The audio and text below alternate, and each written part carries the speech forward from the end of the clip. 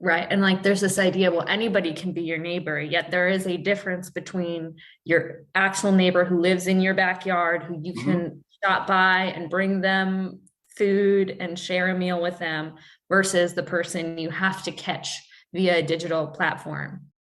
There's a difference. And I think we shouldn't ignore the online space. We shouldn't limit the good it can provide. But if we're not taking this good here and bringing it into reality, it's going to have ultimately negative returns.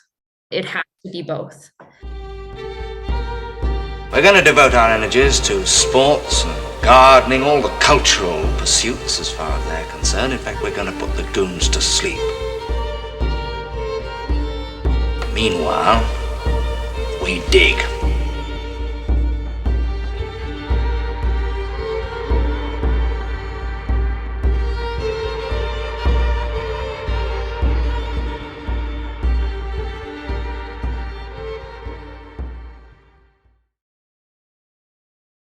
Greetings and welcome to the Anadromous. This is Burn Power, coming to you on a nice, pleasantly overcast day. It's actually a nice sunny day with a mixture of clouds, my favorite weather.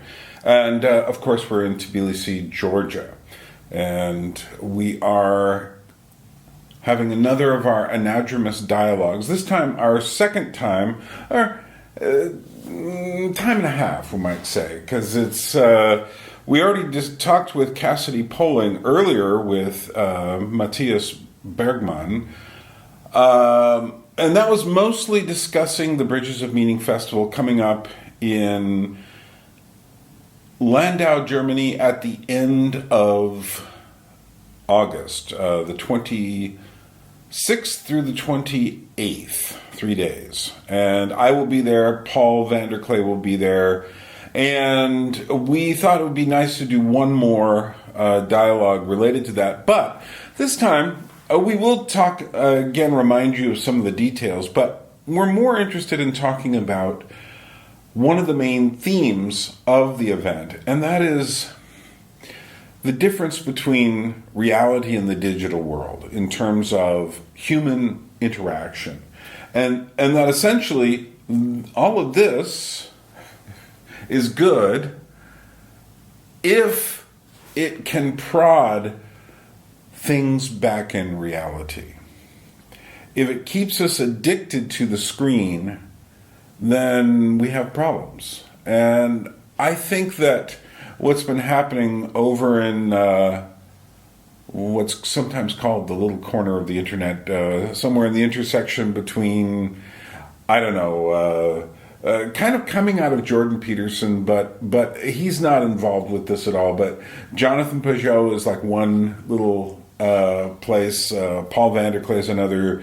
John Vervaeke is another. And there are all sorts of other people like myself who are involved in one degree or another, who have little YouTube channels or on Twitter or different places trying to. Paul has a presence on the Discord server, which is where the Bridges of Meaning idea came. And he also talks about, along with John Van Donk, about the estuary, a place where the salt water and fresh water mix. And so that people who are interested in ideas, interested in meaning, can come to flow together, both from a religious perspective, but also just from any perspective that is flowing out to the sea, so to speak. So without any further, actually one bit of further, you can subscribe to this channel. So do that. You can share and like. All those things help the algorithms. You can hit the little bell icon if you want to know when I drop videos. As I have said, I am on a bit of a hiatus right now. But you get this anyway. But I will be putting out kind of like, shall we say, not the big kind of content, but just stuff to placeholders for a while. And so there, you can do that. You can also contribute through the PayPal link below. And let's go talk with Cassidy, who's waiting for us. So, Okay. but let's talk a little bit about just the preparations and such. Then we'll talk about more of the reality aspect of things. Then we'll come back and really tell people how they can take part in whatever through either supporting or coming or what, practical details and things like that. Sure. So let's see. Well, yeah, I know from I did the brought all the entertainment in for a state fair in Alaska in Oh. 1 year, and the closer you get to something like this, the more insane you get. And I'm Oh yeah. sure you've done this before, so Yes, on a different scale. Because I've been on a team running festivals, but I haven't been like the main organizer. It's been right. more I focus on the video production stuff and keeping that. And that has its own circus involved with it. Mhm. But this is very different of thinking of all the preparations and the liabilities and the things that need to be in place and Sure. all the payments and all the promotion. Yeah. And yeah, it's been. How do you think we're coming with the financial end of things? Just obviously you can't know this kind of thing. You never know till the end. But No. What's your sense of it right now? Well, we feel good right now. I mean, we're just really grateful for all the support that we've had of people coming, because we didn't really know exactly. We kind of got a rough estimate, but we didn't know exactly who was going to come. But right now we have about 35, 40 tickets sold. We're expecting about 50 with everything in volunteers, which is a really good number. That's good. We're still a little below the point where we wanted to hit, Right. but we'll still be able to run the festival and keep it going. It'll just be a little more cost on us, but we're still hopeful that there's support in the community and still people wanting to come. So well, the first year you do something like this, unless you're able to get, if Jordan Peterson were to materialize out of the sky, or even Jonathan Peugeot, then you'd suddenly have more people than you wanted. But Paul is known, but not that well known. I'm a lot less known than Paul is. So as draws to this thing, it's funny how, what is it? There's a statistic, like for instance, when you try to raise money and you do a crowdfunder. Now, I have, I don't know, 2,000 followers on YouTube. I have 1,000 people on Facebook who are following me and friends and such. That doesn't mean anything. Because I know for certain that out of all of the people that, for instance, watch my YouTube video, I can tell how many people are really paying attention by how many people watch things like the updates. And that's more like, on a good one, 400, but on an average one, more like 250, 300. And that tells you that's the hardcore. Those are the people, but those are really good people. Those are, and more get added to that number, I can tell over time. Yeah, but we had always capped it at 100, just knowing that, right. We didn't know what would come from it. And as more events started to pile up in Europe, it became less of the demand of, if I want to see Paul, I have to go to Germany. Well, so exactly. That affected things, which, it's, there's good and there's bad about that. For us, it's like, maybe there's less demand and covering costs, but I'm actually really grateful that people can meet in their locations. It doesn't have to come all the way to Germany, because if you're in the UK, it's easier to create connections there. One of the things I've noticed is that most of these, there's been several of these events this year, and most of it is just spontaneous. That is to say, nobody coordinated with each other and said, well, you're doing this, we'll wait a month and do that. It just happened. And but I think this will be very fascinating to see, no matter what. And the first year you do something, you can't expect all the people to come, No, and that would, I think, would be too much too, if everybody can. I think there's a draw to it of it being intimate and being some of these very committed people who have come. And Teddy was supposed to be on this call, and maybe he'll join later, but he's coming actually from Israel. And if you get a chance, I think you should try to have a chat with him before the festival. Yeah. I saw him talking with Matthias on one of the randos conversations, and I thought it was really funny to me because he was saying, "I hope I'm cool enough to meet Bern." And I'm just kind of like, "You don't need to be cool to meet me. Just be yourself." It's like, because I do have a real bullshit detector. So anyone who's trying to be cool, it's just like never gonna work. It's never gonna work. It's like, just be yourself. You're fine, Teddy. And Yeah. but which, I mean, it just made me made me laugh that someone would think they have to be cool, because that's the one thing I always tell everyone, don't even try to be cool, because I lived in New York City at a time when I saw people, literally doing stuff that today, I mean, even describing on YouTube get me, hit with. Interestingly enough, my recent magnum opus, How We Got Here, number 13, which is like 5 hours long, 5.5. It was only bested by numbers 12, which was 6 hours long. But I got, besides getting copyright claims, which I expected, I got like also, what is it, age restricted. Oh. And I just thought, like, that's all you have to do to get age restricted, is to try to explain anything that happened in the last, because the other one got age restricted too. So I have a hack for that, and the hack is to go to Odyssey and check out the Anadromous there, and I've broken it into 2 sections, and so that's going to be good. But these things, like I said, trying to be cool around me doesn't work, because it's like, I mean, one of the things I like about Georgians is they're generally not cool. they have emotions. They have, they just kind of, they're not cool in that sense of detached, because that's what cool is. Cool is like, yeah, it's all right. I'm not really impressed by this. It's just like, and I'm sitting there going like, you don't understand. I met people so cool that they are almost not moving. They're just so detached.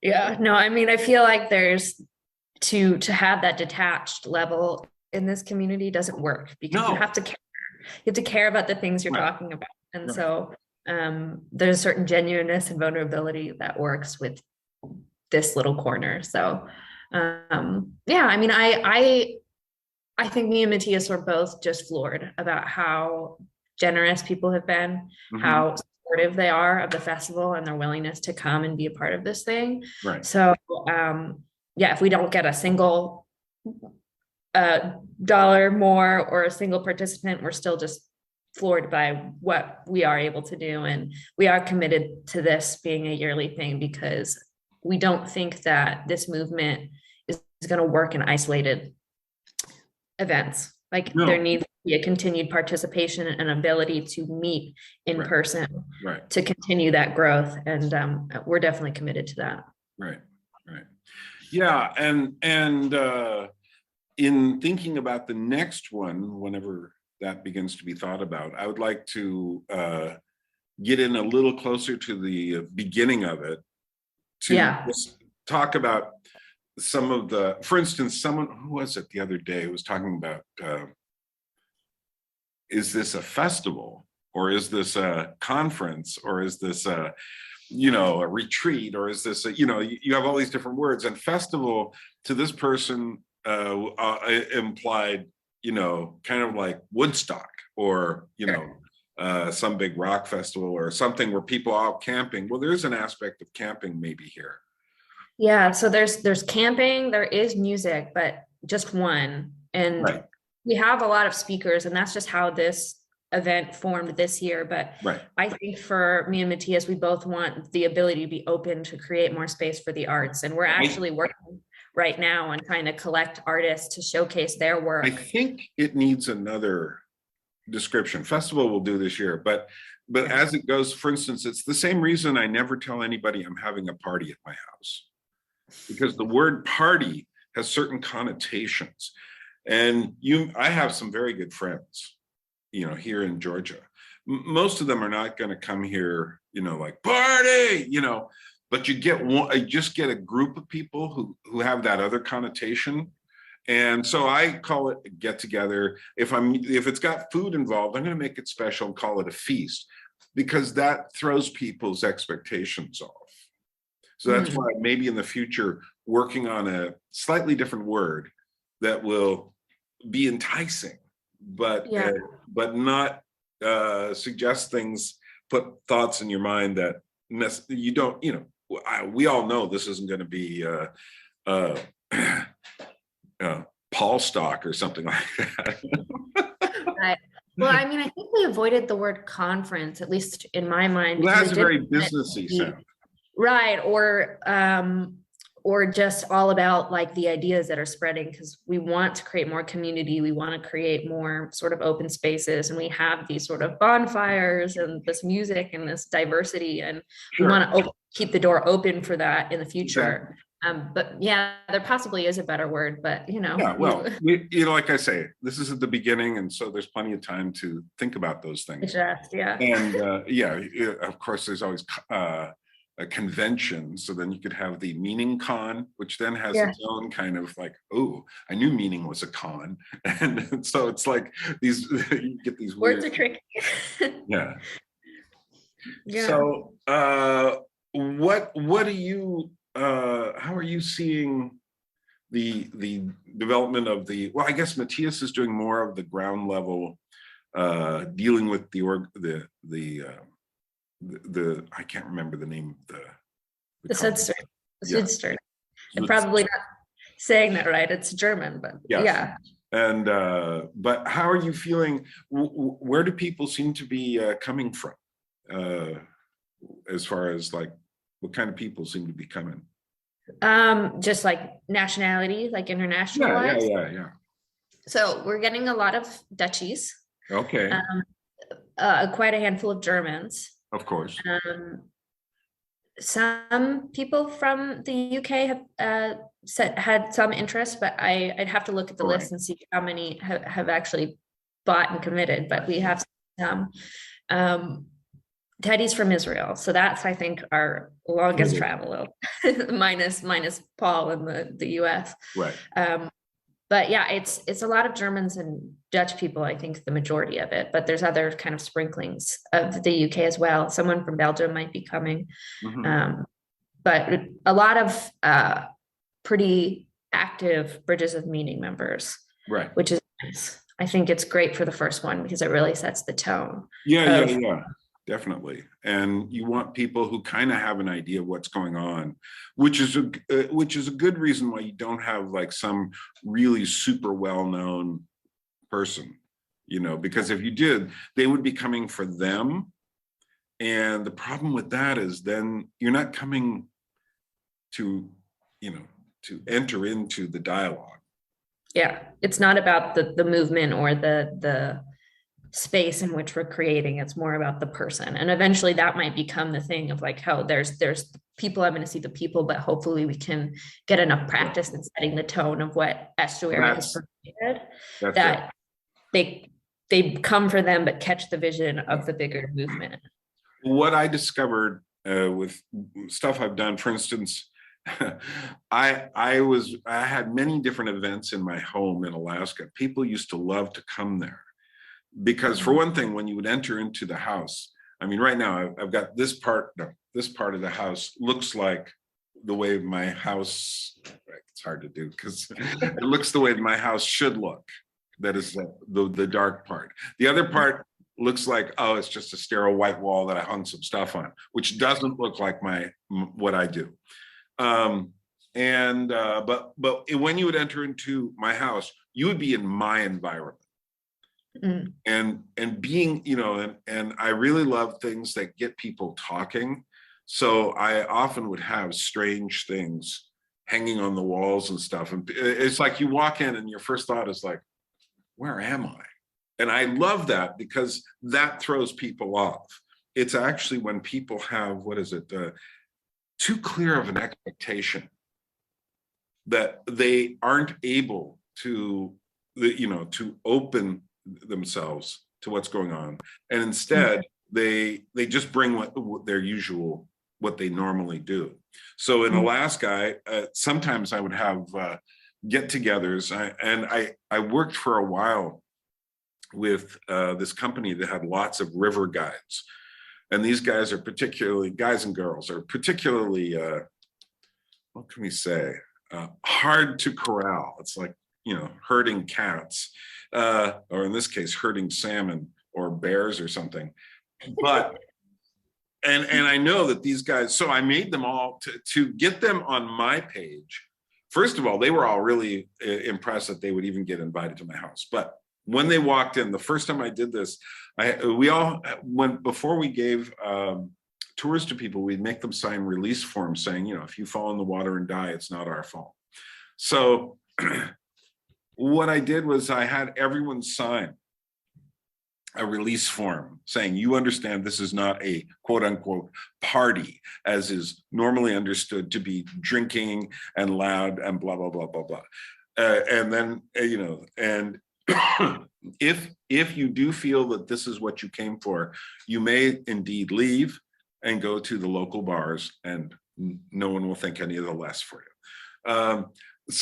But actually, I got, 50 names or more signed on that in my little thing, because there were a lot of guides, and I knew it's just like the possibility of disruption here is great. But they all remembered that later, and that's the other thing, is to do things that people don't expect that they will remember. And people kept telling me years and years and years after that, and there were many other things they did that too as well, but that sets the tone. And it's up to the person organizing an event to grab their expectations and shake them a little so that they're not on their normal page, they're on your page. Yeah.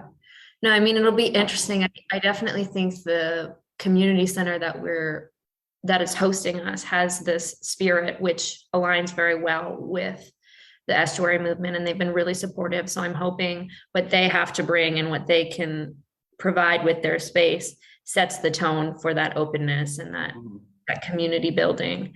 And yeah, it's been fun. I mean, I've only come onto the team so sometime in May or June. And so it's been fun to kind of help take what Matthias had already sort of laid out and bring it to fruition. But I'm really excited for the next year to see, having a whole year to plan and figure out what we want to do and what tone we want to set, and how we can move forward and prepare for those things. It's a very exciting thing, especially in this space. So since obviously I can talk forever about things like reality and meaning and all this stuff, I'd be interested to get your thoughts on how you see what you're hoping and how you're seeing bringing these online dialogues into reality. Just some of your thoughts about that. That is to say, what you're hoping for, what possibilities you might be there. I mean, it's a really interesting question. We get that question a lot, of what is real on the online space, and participating so heavily online with this community. For most people, you get the sense of like, where is the reality in it? And I think we've all felt such real connections. And so to see that put into the actual world, where we can feel, smell, taste, all of these things that you can't always do with the internet. I just look forward to seeing what roots that grows and how it creates action in people's local communities and local experiences, and creates a deeper sense of this connection when we are online. And I also think, I hope that it can kind of get us outside of just the truth idea exploration space to sort of the beauty space of seeing the beauty of what it is to connect as humans and how to fully embody this whole movement, which has been something in the last year I've been really drawn to and supportive of seeing the world through this lens of beauty and how that can affect the way we live the world. And so I'm hoping that's how it kind of shifts the realities of not only the people who come and be a part of it, but for myself as well. And seeing this thing that has spent so much time on this online world and actually getting space to like find roots there. And it's already started to manifest itself with Chicago and the German meetup group, the estuary group that is in Germany. They've already been doing sort of yearly meetups. And so this is the first sort of bigger event with that. So I'm just grateful for what Matthias has done in that community to help see that come to life. And I would love to see how this event creates more life for their community there as well. Mm-hmm, mm-hmm. So you're in the Netherlands now? Yes. Where? I live in Culemborg. So it's right in the center of the Netherlands. Okay. It's just a kind of a middle-sized city or something, or? Yeah, smaller city. Right. Not even sure how much the population is. It has city walls, so it's a city, but right. It's definitely the smallest city I've ever lived in. I'll say that. How are you adjusting there? How do you find it? I actually love it. I am very active person. I'm a very busy person. I love to be busy. So being in cities was always lovely for me, like bigger cities. But in the last couple of years, I've recognized the need to slow down and take time to like just have like the precious moments in life. And so being in a city that's not so hectic right. really helps reinforce that. And you know, I'm about half an hour from Utrecht, which is the closest big city, but you're an hour from Amsterdam, an hour from Rotterdam. You're close to. Right. I understand. So still have life. Everything there is pretty much, you know, it's for an American, it's like, it's afternoon. Nothing. Yeah. I used to drive 4.5 hours to get to the next town in Alaska. Right. Well, Arizona, I can drive 6 hours and still be in Arizona. So right. When you say, oh, well, it's 4-hour drives to get to Europe or get France or something, it's like, oh, that's nothing. Right. Let's do a day trip. although what is something is the mental space.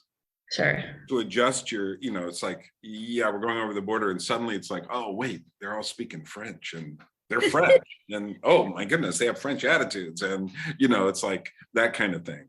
And yeah, I'm lucky. Go ahead. Oh, go ahead. Your turn. I was just going to say, I'm lucky the Dutch are very similar in spirit to Americans in a lot of ways. And they don't have any animosity to English speakers. Mm-hmm. They actually really enjoy it. So it's been easier to kind of come in and not feel on the outside. I'm learning Dutch right now. So that's been interesting. Right. But yeah, it'll be interesting to see the different feels, like, because I do think, and I haven't got to experience it too much yet because I haven't had the chance to travel that much, but I'm interested to see like the real distinct differences. Well, between I find Belgium a very interesting place because it's almost like the place that's reserved for holding the tension between French and Dutch culture. It's like, you know, the Dutch themselves and the French themselves don't want to deal with it. We'll give it to these people to deal with that weird, like, friction zone between, like, the sort of casual Frenchness versus the proper Dutchness, you know, and this weird thing. But I find that the Belgians have a more interesting sense of humor than either, because they're in that weird zone. Yeah, it's just a different sort of thing, you know. It's like Canada has a different sort of sense of humor because they're right next to America, and so they have to make fun of us all the time, you know, because they can't, you know, they don't have that much to make fun of. They have stuff about themselves, but it's all the stuff we're doing that, you know, they have to pay attention to that isn't really part of their country, but nevertheless, they can't stop thinking about it. And that's Brussels for both the Netherlands and France. You know, that's Belgium, so. Well, to be fair to Canadians, the Americans are pretty absurd. So Oh yeah, oh yeah, oh yeah. we've got a lot to make fun of. Well, I used to love going up from Alaska to the Yukon, up to Whitehorse. And it was very Canadian there. They had some French Canadians, and they had First Nations people, and then lots of Yukoners. And then when they would come down and visit us, we'd hide our bicycles. Oh, really? Yeah. Otherwise, they might disappear. And I'm serious. So, yeah, because they looked at the little fjord we were on in Alaska as they're like Riviera. So they're coming down to the warm, sunny, we have like rock beach, we have like little rivers and streams and stuff, and they'd come down. They have the same stuff, but they don't have the fjord and the ocean. And the mountains aren't like right in their backyard. Their mountains are further away. So, but yeah, there's something about, I think, bringing it all into reality that's really important. Do you think much about this in terms of art or culture? Totally. Well, and I consider myself an artist. I'm a filmmaker. And I mostly worked in the documentary space, but I have worked in sort of short narrative and comedy as well. And so art, I think, to me is super vital and important. I think especially in processing a lot of these big ideas. I think the way that I've been able to process these well, the things that I wrestle with, particularly in the religious space, the philosophical space, is by creating and taking the steps to create it. It shifts my mind into thinking differently.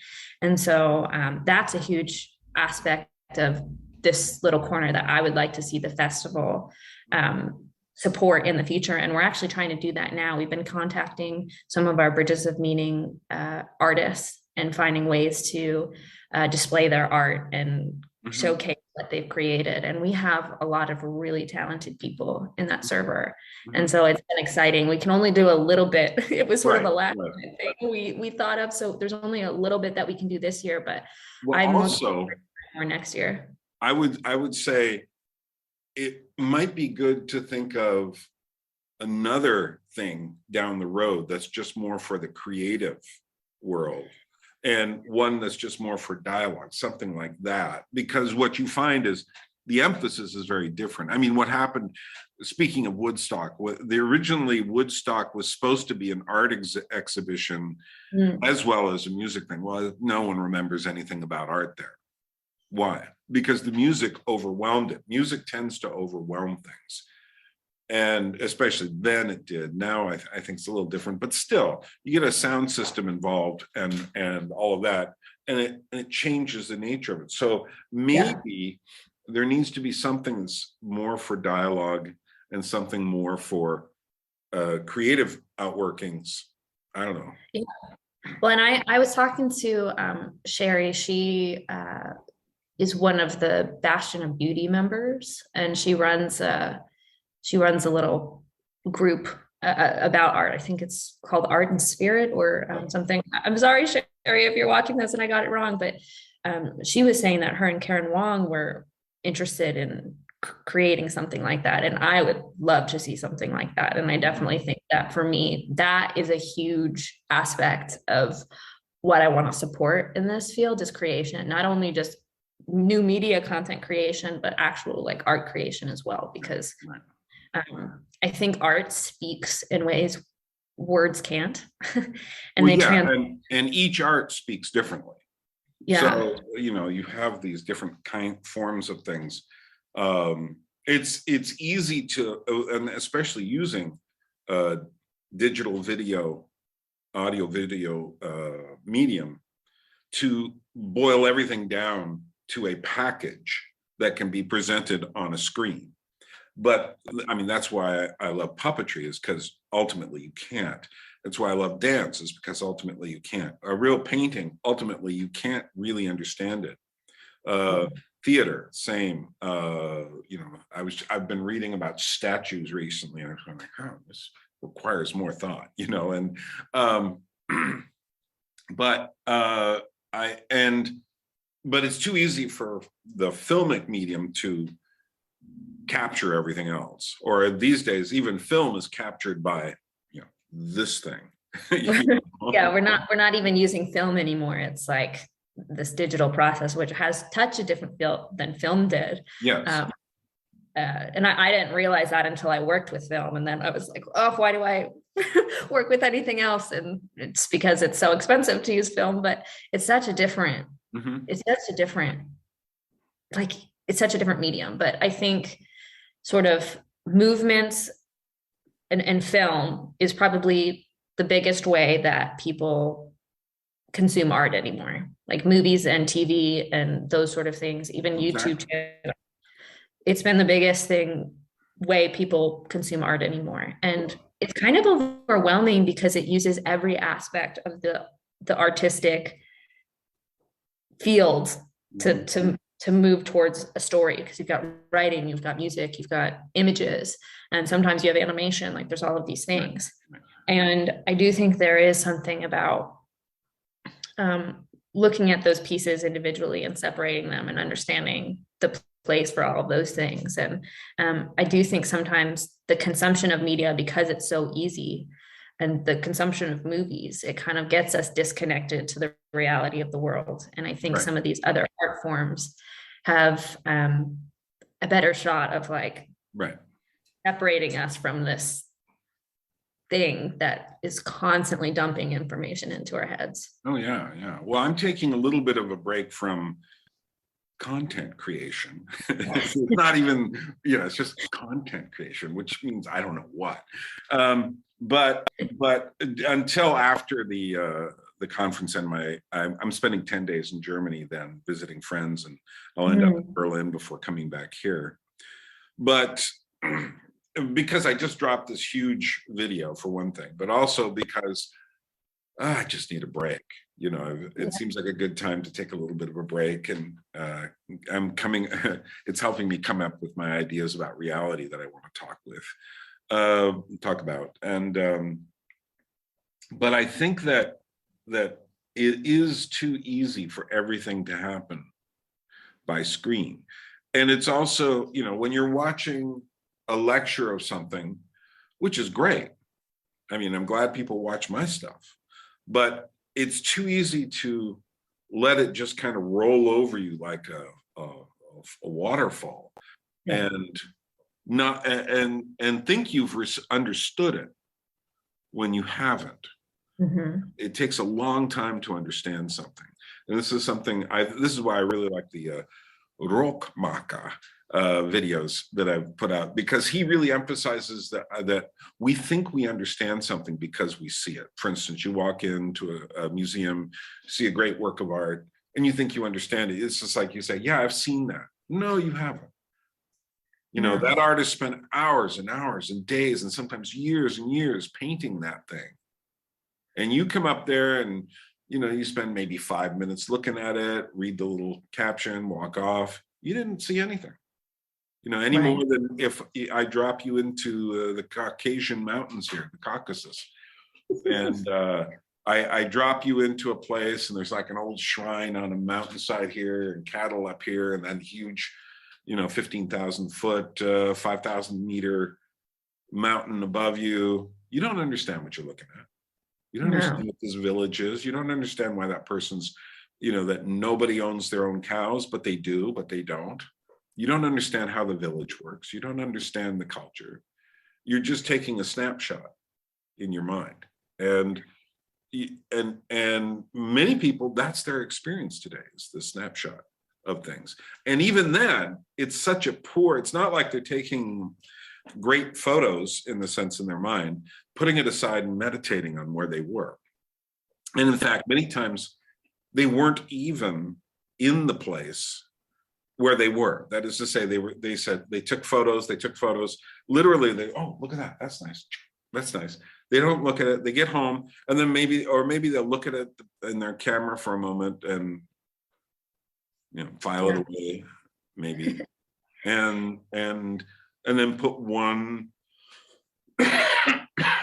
or two of those images up on Twitter or Facebook or someplace. Yeah. But it's like, did you see the thing in the beginning, the original thing? Did you spend time with it? Because I mean, when I first came here as a tourist, not a tourist, as a visitor, I took lots of photos. Now I'm in the point where I'm just standing back and letting things just hit me, so I know what is actually there, what I can take photos of. By the way, I'm just getting over, it turns out I had COVID. And the reason I know that, I didn't go get a test, but it was like, oh, where did my sense of taste go? Okay. Yep. And it's like, how come this doesn't taste as good? Oh, okay, that's what it is.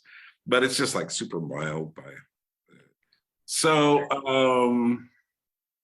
yeah, we were talking about art. Yeah, well, one thing I wanted to kind of add, it's like when we look at a painting or any kind of art, we think we are reading it, right? We're consuming it, we're doing that. But in some ways, it's doing the same thing to us. Mm-hmm. And you can look at one piece of artwork for the first time and look at that same piece of artwork 10 years later. And you're likely going to see something very different, because even though you are the same, you're very different from how you saw that, and it's reading you and how you see the world as you read it. And so there's this very, I don't know, symbiotic relationship with the way we consume art, that it shapes us, but we also shape it in the way we view it, even when it physically stands up. Yeah. Well, there is. I mean, this is one of my emphases in my. Quite a few of my videos has been because we're so living in this virtual digital space these days. And I don't know if I want to see how much further this is going to go. You know, people talk about the metaverse and all this stuff, and I'm going like, really? I mean, you might as well just get the best bed possible and live in the matrix, you know, because that's what you're doing. You know, you no longer are living so that life actually matters. You're living only to, you know, in some sort of weird narcissistic sense, present yourself to people. Someone was pointing out something in where they were saying, you know, an actress was saying, "I'm so glad I got this role because finally I get to have agency and stuff." And I kind of replied like, you know, with all this talk about agency and representation, I get the feeling that this is what Hollywood is like. You know, it's all about having someone represent you to the world, you know, and we are getting our cues from entertainment more than anything else, you know, as far as how to live our lives. But my point is that we need all this material stuff around us, which we are not paying attention to. We really have to pay attention to. And that includes the material world of art, the material world of building things, of materials, of textures, the material world of each other, of flesh, of humanity, you know, the material world of animals, of trees, of bad buildings and bad architecture. We need to be frustrated by these things. I used to often say in the church I was in Alaska, I would go there and the music that was sung was all this kind of post-praise songy stuff. And some of it was just like, oh, it is leaching my soul to sing this stuff. So I don't sing it. But what I do is I say, you know, I'm in fellowship with these people and I am going to use this anger that I feel rather than avoid it by looking for there is no perfect church, but rather by looking for it. I'm going to, you know, being a good consumer and finding a place that has better music. Rather than doing that, I'm going to sit here. It's a small town, Alaska. Where are you going to go? You know, the music situation was all pretty tough. And the one place that had slightly better music was a super liberal Episcopalian church. You know, it's just like, I don't get the music. Yeah. And, you know, if you're going just for the music and you don't care about throwing away all the doctrines. Yeah. So, but I thought to myself, no, we need to be in a place where people are singing bad music to get angry enough to change it. Because if you just go to the place where you feel, and not that you should seek out a place with bad music, but rather, and sometimes, I mean, I must say I am relieved not to be among that music now. And I am relieved that the Georgians don't play that kind of music in churches. You know, that they have the most beautiful music in the world. Now here the problem is the congregation doesn't sing it. It is sung by the people in these wonderful little choirs they have. Nevertheless, that's a different issue. But still, by being in the real world, you're up against, I call it the friction. It's like, you know, it's like everything in my life has to be moved. One of the biggest sources of problem in my life right now is I have to spend all my time and effort to figure out how to get my massive library from Alaska to here. I have to pay another $1,000 or more to keep it for another year there. I've already spent enough in the 4 years or so that it's been in storage to have brought it here, but I couldn't because it wasn't until this year that I had a place to put it.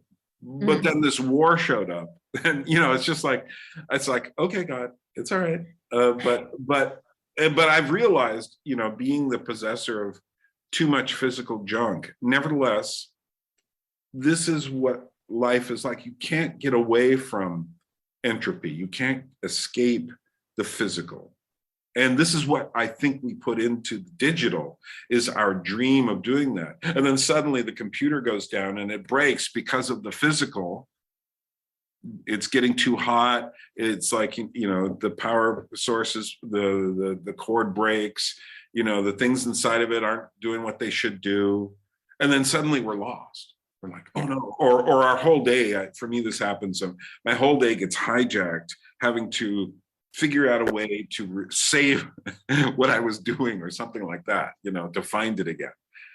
And but that's the world we live in. That's the real world. That's the real world impinging on our digital, you know, dreams. You know, although some of our digital dreams are also nightmares because we think we're escaping, but we aren't. It's just we're putting it into a different box for a while. You know? Right. We're opening the door to losing sight of what we have here because we're always looking out to everything else. And it's this double-edged sword of like the internet and these online participations open us up to worlds we could have never experienced otherwise. Yet it starts clouding the view of what we have in this world and what we can participate there. And I'm not the type of person that is advocating that the internet goes away. Like there's too many good things I've gotten from the internet to be so minimizing of that space. But I do think intentionality is something that we really need to focus on, and that good participation and that balance between what we do here and how it influences the world we live now. Because if it's trending more to living on the internet versus living in your real world, it's not sustainable and it's not helping you live. You're right. You should just be in a bed and not doing anything. And we become sort of prisoners in our own homes. And I sometimes wonder if there is I don't think anybody would articulate that they would really want to do that. Although there are certainly probably some sick people who would say like, oh, I just want to live in my world. Not realizing that your world isn't your world, it's someone else has to make it because you're not doing anything to make it. You're just simply inhabiting the visual space in your head, you know? But nevertheless, I think that we have this subconscious desire. I think we're always dealing with this kind of thing too. On one hand, we want to make a world that corrects the defects of our world. And on the other hand, we make things that end up punishing ourselves. So, you know, the internet started off as, you know, I remember in the 90s, I'm old enough to remember everyone saying like, yeah, it's the Wild West and everything is going to be totally free and there's not going to be any censorship and all this stuff. And I, from the very beginning, I started saying like, no, this is all going to be about money.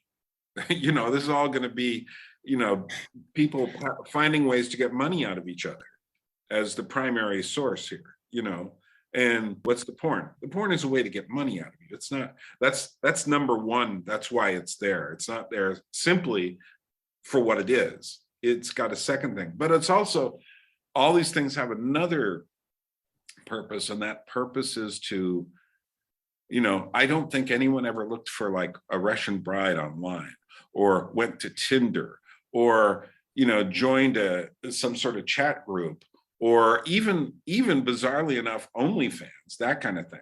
I don't think anyone ever did any of this stuff, or researched travel vacations, or looked for books to read, joined Goodreads or something.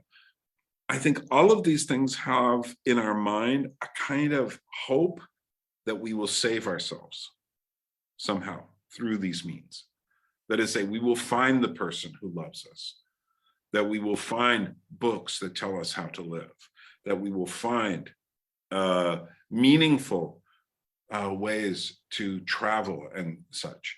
And meanwhile, oh wait, there's a really good discount thing here if I do this, and then oh wait, let me do, and then you get drifted off into the into all the distraction part of it again. And then of course, once bureaucracy and business all figured out, oh okay, great, we can go without sending them notices in the mail. Then all of a sudden it's like, as I discovered trying to buy German rail tickets through this just nightmarish thing where my bank was like, it wouldn't give me permission. It's like, and the German rail did not let me buy more than one ticket at a time online. It's just crazy stuff. And that's not there to help me find any sort of salvation in life. That's there simply because of efficiency in business and stuff. And yet, of course, what it does is it ends up being so great. Somebody doesn't have to work as hard, but I spent trying to buy German rail tickets, what should have been a simple process, I don't know, 6-7 hours. And doesn't that happen to all sorts of stuff? You start like doing something, and then after a while, it's like, you're downloading some new program, or you're trying to fill out some government form, or and it's just like after a while, it's just like the accumulation of little stuff. There's something really bizarre about what we've created with this, and it gives us just enough to keep us going, but not enough to keep us meaningfully satisfied, which is why we have to get these human relationships from the digital realm into the human realm, because it's like a nutrition. We are suffering from not having that nutrition in our lives. And the nutrition is, it's the real physical time. And people joke and call it meat space, and that's part of the irony of things, but I'm saying like, no, it isn't. It's the real thing. The real thing is out here. And we are so lost in our sense of what reality is now that we think this is real, and that this, doily, is not, and it has more reality than the screen does, Right. No, it's very interesting. You've said a lot of interesting things, and so I'm trying to figure out which string to pull on. But I like your sort of identification of a lot of these actions we're doing in the world is trying to lead to some type of salvation, and that hits particularly me being an Orthodox Christian, where we believe that everybody is on this path of being saved and trying to understand what that means to be human and participate well in the world. And there's all these things that we do we identify problems and move to them as a solution to them. And we create our idea of what good and evil is to fix that. And there's a lot of complications in all of those things. And I won't say it's all, I can't say at this point, I think it's all bad, but I think there is something about this recognition of seeing what is good and participating in that and identifying that and that feeling and moving towards that instead of defining problems and trying to fix them. Because as we try to fix something, a lot of times we end up making it a lot worse. But if we can identify the things that are good and move towards that participation in creating something beautiful, I think that has a far better chance of opening the door to understanding what will help solve these problems. And if we can create more beauty, eventually the negative parts in that start to fade away and they don't become as problematic. Well, And where did you first hear about orthodoxy? through Paul's channel. So the first, Online. well, actually, the first place I heard about orthodoxy was in some apologetics book where they were sort of comparing different religions, and it's like a page and a half, Right. and so insufficient for what orthodoxy is. But the first time I heard about orthodoxy was like in a deeper sense was through Dr. Nathan Jacobs on Paul's channel. He had a conversation with him, and then I actually ended up having a conversation with him. That did meet that inner quest we have. You know, and so I think there's a classic theological statement that in nature is enough to condemn man, but not enough to save him. That is to say, because we're reminded that there is such meaning and depth and beauty. But nature itself isn't the word. It doesn't speak in that kind of a way. It doesn't give you fill in the blanks. It just simply says, what is all of this? It points towards something. It draws us into something deeper so that we can see us go further up, further in. Human art and creations do something similar, but I think very much it's on the human side of the equation. So, Francis Schaeffer used to say we have two givens. And one given is the universe, and the other is the humanity of people.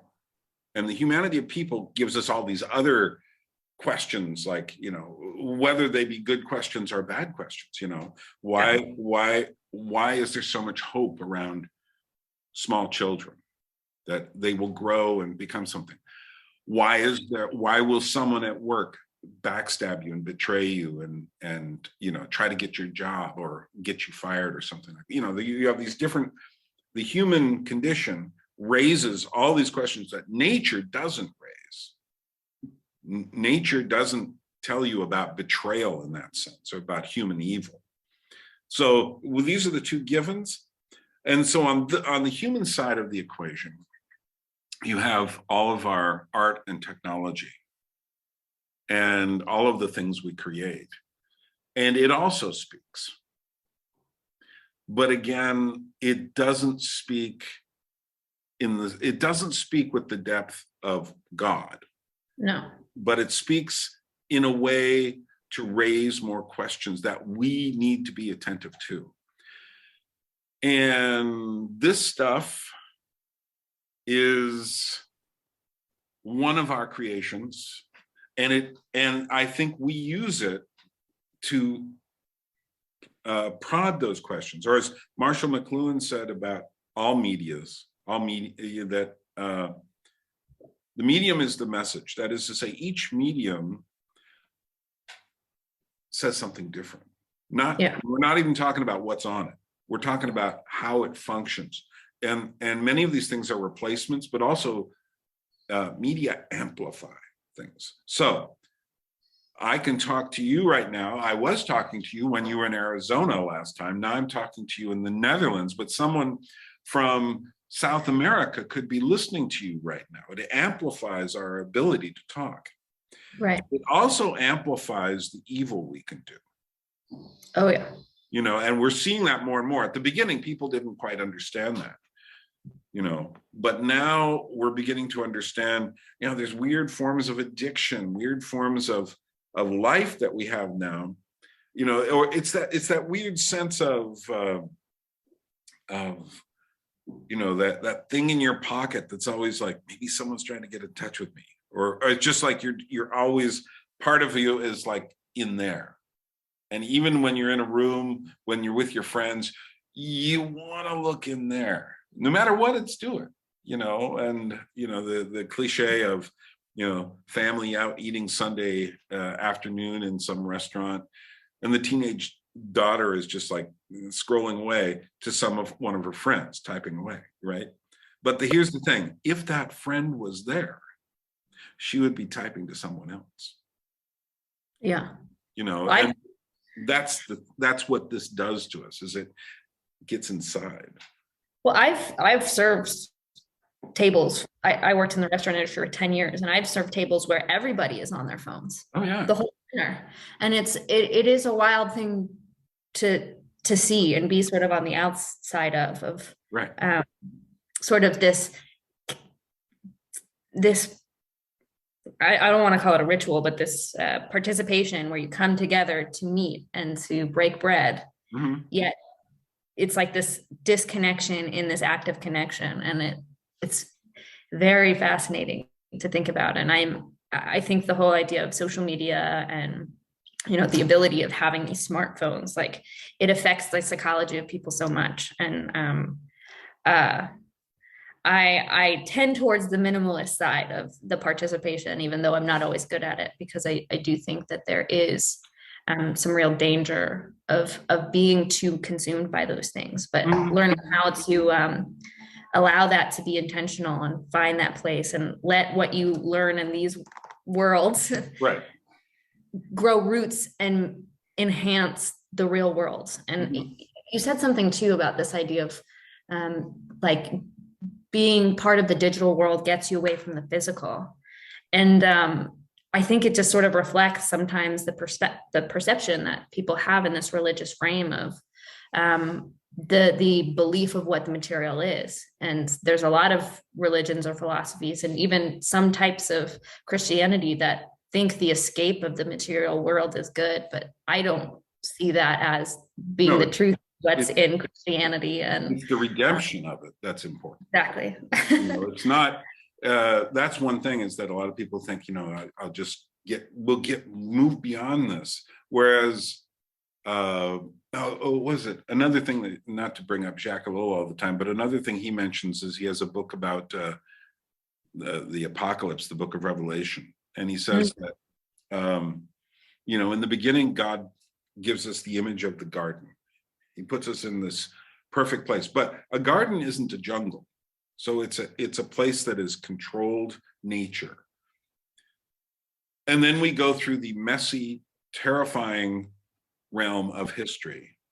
And at the end, in Revelation, the image is no longer of a garden, but of a city, which he points out, knowing very well, is the place of ultimate darkness for humanity. This is the place where the darkest stuff goes on, whether it's, human predators, taking people young kids when they hop off the bus and turning them into prostitutes, or whether it's wars, or all of the strange things that happen around human relationships and love and things like this. But God gives us the image of the New Jerusalem, a new city that is a redeemed place. So it's like all of the material world. I think that's part of the redemption has to include right the physical. But and I think that's so important, and I think something that sometimes get lost in some types of Western Christianity, although I wouldn't claim that there's a lot of diversity in that field, but I've definitely felt that way, where people, we're going to leave this world and go to a better place, but there is something about redeeming it and finding our right relationship with it. And I think part of this life is learning how to do that. How do we have right relationship with the physical? And part of that includes this digital world that we're part of. But well, of course, it also depends. Sometimes people are, what can I say? They're sometimes what it is that we are, what am I trying to say here? There are churches that do put an emphasis on the escape for a very good reason. For instance, in Black churches in America, there was always an emphasis on leaving the suffering behind, which I totally understand.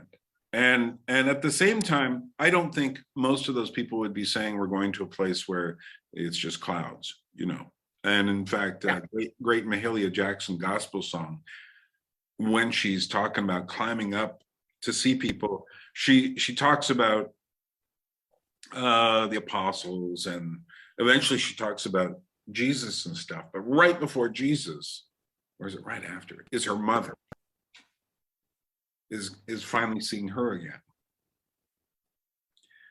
which I think says something, that we don't know what the shape of the future post death will be.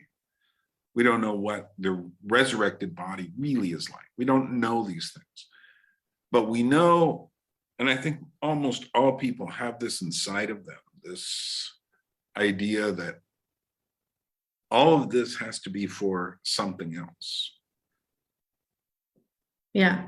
And well, that's like, even those who don't claim a religion, they try to find a purpose, they try to live meaningfully. And for me, that's pointing me towards something that maybe there is something to move towards. And what is that? And I don't think the answers are as easy as we sometimes present them to be. They're difficult in wrestling with what that means, but I think the only way we can get to better answers with those is by getting into community and finding ways to like understand each other, moving towards that goal.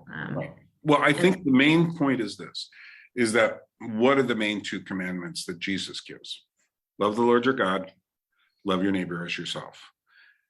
And the digital thing really interferes with that one, because it puts your neighbor and says, my neighbor is fine, and I'll just, I'll see how my neighbor is. And you text your neighbor, and your neighbor says, oh, I'm pretty good, and texts you back. And something got lost in the translation there. And so that's the importance of this thing, this gathering for Bridges of Meaning, is to take the shorthand that we're sending each other. Even this, nice as it is, I've interrupted you, you've interrupted me in the middle of the day, then we'll go back and do whatever. But there's a lot that's missing that wouldn't be missing if the same conversation were being held face to face. Right. And like, there's this idea, well, anybody can be your neighbor, yet there is a difference between your actual neighbor who lives in your backyard, who you can stop by and bring them food and share a meal with them, versus the person you have to catch via a digital platform. Right. There's a difference. And I think we shouldn't ignore the online space. We shouldn't limit the good it can provide. But if we're not taking this good here and bringing it into reality, it's going to have ultimately negative returns.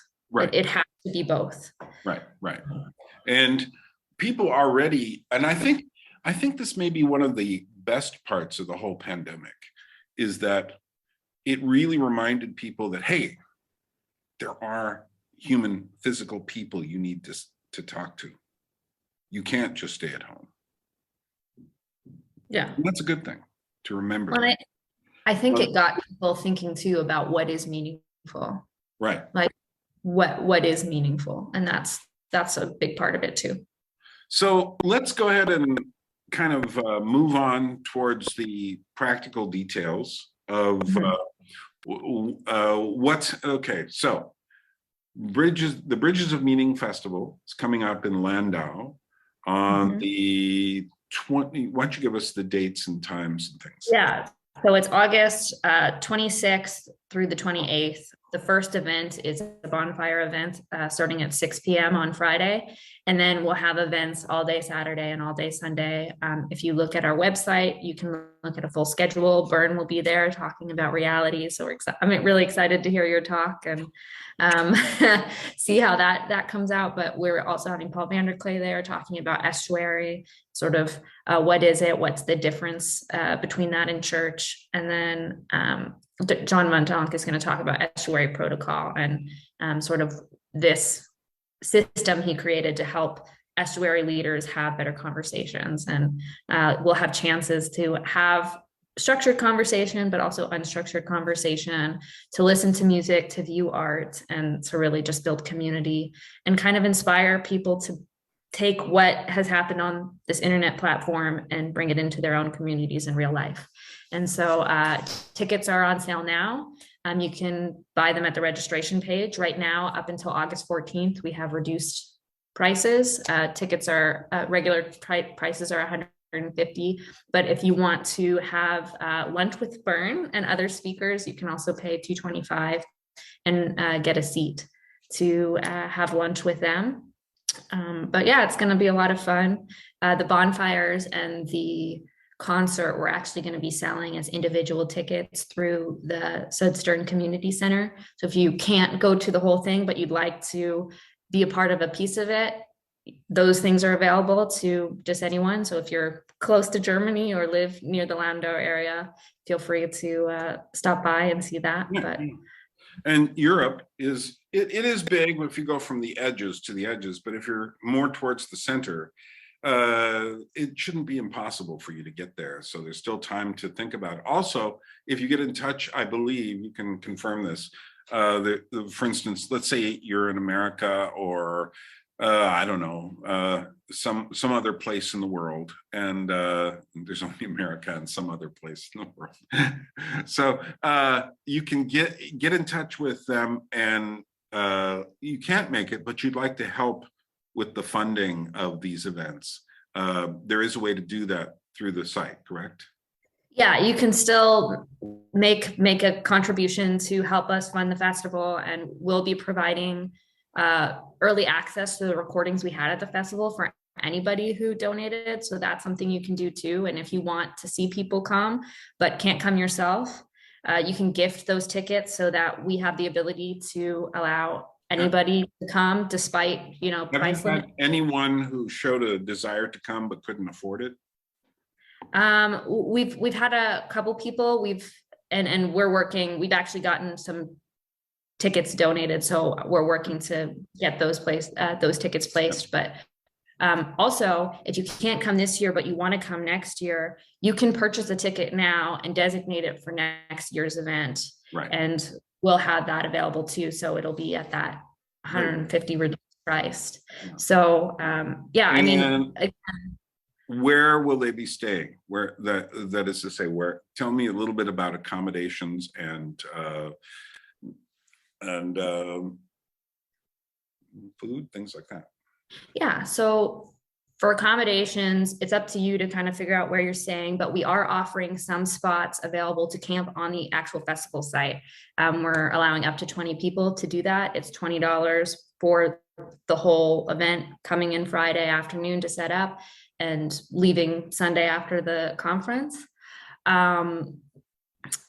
They're starting to fill up. So I would, if you're interested in that, I would reach out to me and get that set up there. But there are other types of campsites outside of our little campsite that we've made on this festival, and there's other hotels and Airbnb and things. So that's something you'd have to organize yourself, but we do have that available if you just want the easy route and just want to camp on the site. For food, the festival's providing 2 meals, a dinner Saturday night and a breakfast Sunday. Otherwise, the meals are, organized yourself, but we're definitely here to help kind of point people in directions so people get food, everything. Yeah, I've got it planned, so I'm leaving on, I think, Monday morning, or it's the 29th, to take the train from Landau. I'm going up to a friend in northern Germany and spend a couple days. Is the train station very far? Do you know much about the organization of the town? I don't know a lot about the town. That's probably a Matthias question, but when I looked at the map, it did look like the train station was very close to the event center. It sounds like it's a pretty compact little town. So yeah, it's not big. So yeah. Well, and as far as organization and trying to figure out the details, we actually have a private Discord page for festival attendees where people can contact about Airbnbs and sharing those sort of things, or rides to get to the festival. Like a lot of people are coming from the Netherlands, so we've organized carpools and stuff. So there's also that to help kind of organize, and it also helps people just get connected and introduced to each other before the actual event, which I think can be really helpful in creating deeper connections. So you're not just going in blind, not knowing anybody. Good. So yeah, I'm looking forward to this, and I think that it'll be fascinating to meet some of the different people, who have been paying attention to Paul or myself, or just people who just show up and maybe don't even know how they ended up there. That happens sometimes, Yeah. Well, yeah, there's just so many interesting people. And while a lot of them are Bridges of Meaning members, so they have some sense of it, we do have a couple people who hadn't heard of this type of event at all, but through our promotion efforts has heard about it and decided to join. And so that's really exciting to see that and open that world in the physical space, because I think there's a part of this estuary movement that's a little bit difficult because of how online it is. It's kind of confusing. It's kind of, you really have to be committed to kind of get the benefits out of it, but it makes it a lot easier and more palpable when it's in real life spaces, and you can feel that energy of people and like get a deeper sense of what's going on through our senses. Well, good. Okay, well, I've enjoyed talking to you again, Cassidy, and we probably won't talk again, except maybe if we have some clarification details before the conference. No, festival. Yes. No, convention. No, festival. But I think I look forward to meeting you finally, and because I never, even though I've talked to, say, Paul Vanderklay about 4 or 5, maybe 6 times online, had big conversations with him, I still don't think I've met him. Yeah. Because until I actually shake someone's hand or whatever, it's like, no, you're in this other realm. I'm not sure what you are, but you're good at it. I mean, I enjoyed my conversations with Paul, but I still haven't met him. And it's like being at I don't know. I'm going to be at the Istanbul airport on my way through, and I've already done that once this year, going to Prague. But I can't say I was in Prague. I mean, in Istanbul, because I didn't get out of the airport. And that's a bit how I feel with it's better than that, but that's a bit how I feel about online conversations. Like, I can't really say I met them, but it's well, I had the joy of meeting Paul before I left Phoenix, and so I've met him, but I didn't get to converse with him, so I'm excited to do that. But there is just a joy of seeing these online connections find their place in real life, like whether it's myself with people I met online or seeing other people do that. There's a joy in that, so I think that's what I'm probably looking forward to the most. So I'm excited to meet you as well. Exactly. Okay, well, when you see Matthias again, say, what should we say? Grüezi is Swiss. Guten Tag, that's too normal. Grüß Gott is what they say in Austria. Tschüss is what you say when you say goodbye. But okay, Guten Tag. No. Or I could just tell them the most American phrase, howdy. Yeah, very Texan, yes. Yeah. Actually, that's pretty Californian too. So, but okay, we will meet in reality, and we'll talk then. Sounds good. And I might reach out to maybe get you connected with Teddy and maybe another member if you're okay with that. Yeah, give it a try. Okay. Sounds good. Thanks, Bern. Bye-bye. So there you have it. Lovely conversation with Cassidy Poling, who has moved since the first time I talked to her from Arizona she's in the Netherlands now, and I think there's something about marriage and things like that. that's her business. But I'm very grateful to have her on the channel, and she has a lot of interesting ideas there. So, well, we will meet again. You never know, I might do another dialogue. These aren't particularly difficult to make, as opposed to, 5-hour epics about how we got here, or, 21st century cargo culture, the stuff I'm kind of well known for. But I am thinking about which way to go next. And if you want to vote on that, go check the video right before that. And I'm giving you two options. One is Tourism and Reality series, and the other is Cute and Creepy. So, thanks for joining us today. This is Bern from Tbilisi, Georgia, saying Droabit, which means just temporarily. We'll be apart from each other for a while, but we will meet again. A people without history is not redeemed from time. For history is a pattern of timeless moments.